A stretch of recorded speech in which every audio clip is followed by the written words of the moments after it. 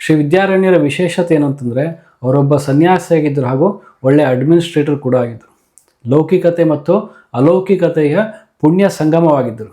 ಶ್ರೀ ವಿದ್ಯಾರಣ್ಯರ ಬದಲು ಹಕ್ಕಬುಕ್ಕ ರಾಯರಿಗೆ ಒಂದು ಹಿಮಾಲಯದ ಸನ್ಯಾಸಿ ಸಿಕ್ಕಿದ್ದರೆ ಹಕ್ಕಬುಕ್ಕ ರಾಯರು ಅವರಲ್ಲಿ ತಾವೊಂದು ಸಾಮ್ರಾಜ್ಯವನ್ನು ಕಟ್ಟಬೇಕೆಂದ ಆಸೆ ತೋಡಿಕೊಂಡಾಗ ಹಿಮಾಲಯದ ಗುರುಗಳು ವಿಜಯ್ ಭವ, ನಿಮಗೆ ಒಳ್ಳೆಯದಾಗಲಿ ಅಂತ ಹೇಳಿ ಹಿಮಾಲಯಕ್ಕೆ ವಾಪಸ್ ಹೋಗ್ಬಿಡ್ತಿದ್ರು. ಆದರೆ ಶ್ರೀ ವಿದ್ಯಾರಣ್ಯರು ಹಾಗೆ ಮಾಡಲಿಲ್ಲ. ವಿಜಯನಗರ ಸ್ಥಾಪನೆಯಾದ ಕಾಲದಿಂದಲೂ ಅದು ಸ್ಥಿರವಾಗಿ ನಿಲ್ಲುವವರೆಗೂ ಅದರ ಜೊತೆಗಿದ್ದರು.